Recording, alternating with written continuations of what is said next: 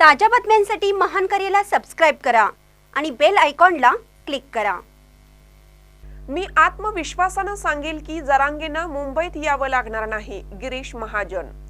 ग्रामविकास मंत्री गिरीश महाजन पत्रकारांशी बोलताना म्हणाले, आज समितीच्या बैठकीत जरांगे पाटील बैठकीला ऑनलाईन उपस्थित होते। मी आत्मविश्वासाने सांगेन की त्यांना मुंबईला यावं लागणार नाही। त्यांना जे अपेक्षित आहे ते मिळालं तर त्यांना यावं लागणार नाही। इकडे मोठ्या संख्येने ते आले तर मोठा गोंधळ होईल, अनेकांचे हाल होतील, म्हणून त्यांना जे हवं आहे त्यावर सरकार काम करत आहे। त्या ठिकाणी झाली, पण मी पुन्हा आपल्याला सांगेल की या ठिकाणी जरांगे पाटलांवर मुंबईला येण्याची वेळ येणारच नाही। 20 तारखेपर्यंत निश्चित पॉझिटिव्ह तोडगा याच्यावर निघेल आणि त्यांना जे अपेक्षित आहे आरक्षण ते त्यांना त्या ठिकाणी मिळेल।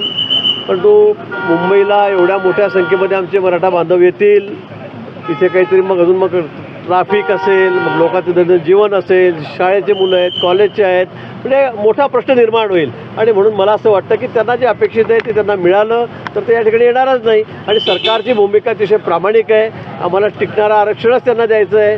आणि म्हणून या बैठकीतून काय बोललो मी, काय नाही बोललो, तरी सरकार या बाबतीमध्ये अतिशय सकारात्मक आहे। मला वाटतं 20 तारखेच्या आत अतिशय पॉझिटिव्ह तोडगा त्या संदर्भामध्ये निघेल। गुन्हे मागे घेतले नाहीत, गुन्हे पण मागे घेतले नाहीत। पहिली गोष्ट गुन्हे मागे घेतले नाही, दुसरी गोष्ट अधिकारी जे आहेत ते नोंदी नीट तपासत नाहीत असा त्यांचा आरोप आहे। अधिकारी द्वेष भावनेने काम करतात। मी गेल्या वेळी ज्यावेळेला जरांगे पाटलांना भेटायला गेलो त्यावेळेला SP सुद्धा सोबत होते, कलेक्टरही होते माझ्या अंतरवलीमध्ये, आणि त्या ठिकाणी त्यांच्या समोर मी सुद्धा दिलेल्या आहेत। थोडं तांत्रिक अडचण आहे त्यामुळे त्याला वेळ लागतोय, हे निश्चित आहे, पण हे ठरलेलं आहे। माननीय गृहमंत्र्यांनी सुद्धा त्या ठिकाणी सांगितलं की अंतरवलीमधले गुन्हे जे आहेत ते आम्ही त्या ठिकाणी मागे घेणार आहोत।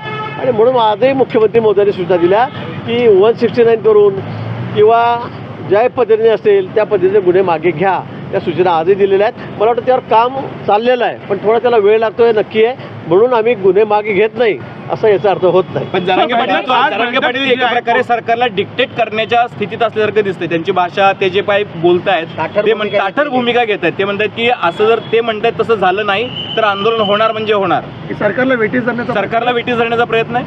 नाही, मला ठीक आहे, त्यांच्या मागण्या आहेत, त्या रेटून धरलेल्या आहेत त्यांनी, जनमत त्यांच्या मागे आहे मोठं, हे खरं आहे।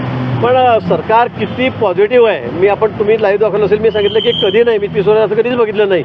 इतके आरक्षणासंदर्भामध्ये मोर्चे निघाले, मराठा समाज निघाले, इतर समाज, पण सरकार इतकं सकारात्मक यावेळी आहे आणि इतक्या गतीने काम करतं आहे। सगळी शासकीय यंत्रणा जी आहे ती रात्रंदिवस काम करते।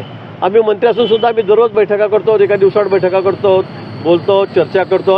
आणि म्हणून मला असं वाटतं की त्यांनी हे समजून घेतलं पाहिजे, सरकारला कुठल्याही परिस्थितीमध्ये आरक्षण द्यायचंच आहे। मुख्यमंत्री महोदयांनी तर केवढं मोठं या ठिकाणी वचन दिलं जनतेला महाराजांच्या समोर, आणि म्हणून मला असं वाटतं की या संदर्भामध्ये सकारात्मक तोडगा निघेल आणि 20 तारखेला जरांगे पाटलांना मुंबईला येण्याचं काम पडणार नाही।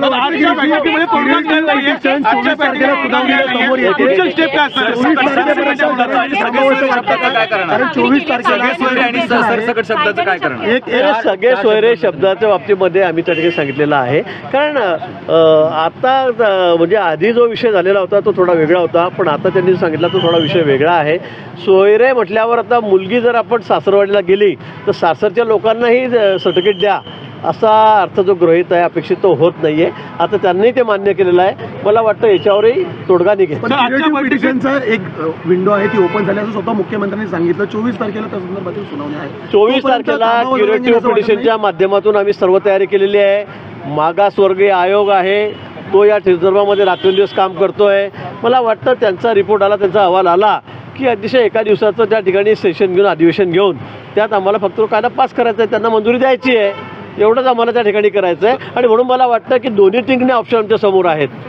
एक तर जरांगे पाटील म्हणतात तेही आहे, दुसरं क्युरेटिव्ह पिटिशन आहे, त्याची एक विंडो आपल्यासाठी उघडी झालेली आहे, आणि तिसरं मागासवर्गीय आयोग हाही अतिशय वेगाने काम करतोय। मला वाटतं तिघांपैकी कुठे ना कुठे मार्ग निघेल। शेवटची मुदतवाढ द्यावी असं वाटतं जरांगेंनी पुन्हा एकदा?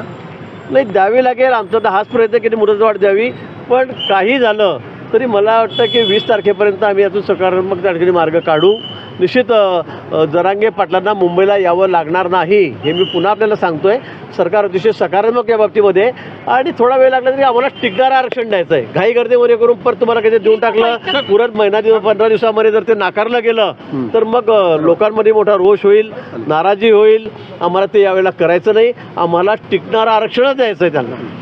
पुढची स्टेप काय असणार आता? अशा प्रकारची बैठक पुन्हा होणार? मला वाटतं चर्चा सुरू असतात, चर्चा होत राहतात. आम्ही त्यांच्याशी बोलतोय. त्यांनी सांगितलं की चर्चेचे दार उघडेच आहेत. शेवटपर्यंत 20 तारखेपर्यंत मी तुमच्याशी बोलेल.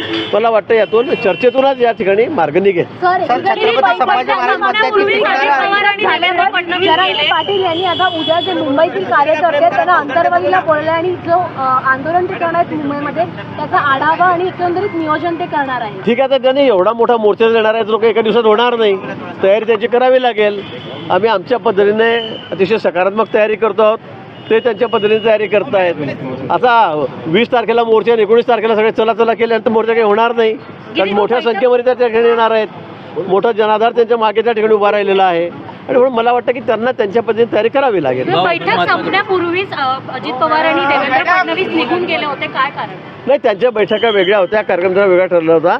आधीच ठरलं होतं की माननीय मुख्यमंत्री महोदयांना आम्ही जे समितीचे 5-6 लोक आहोत उपसमितीचे, ते या बैठकीला हजर राहतील आणि म्हणून त्यांच्या कामासाठी ते निघून गेलेत. यातून काही दुसरा अर्थ काढण्याची गरज नाही. या बैठकीच्या पूर्वी 3-4 त्या ठिकाणी बैठक झालेली होती, ठरलेलं आहे. काय छत्रपती संभाजी महाराज असं म्हणतात की टिकणारं आरक्षण म्हणजे नेमकं काय? कारण 50%च्या वर आतापर्यंत आरक्षण टिकलेलं नाही असं त्यांचं म्हणणं आहे. आम्ही पुन्हा तुम्हाला वारंवार सांगतो, आम्हाला टिकणारं आरक्षणच द्यायचं आहे. सरकार या बाबतीमध्ये जे सकारात्मक आहे. आता तुम्ही आकडेवारीमध्ये फार जाऊ नका, पण मराठा समाजाला अपेक्षित जे आरक्षण आहे ते आम्ही देणार आहोत.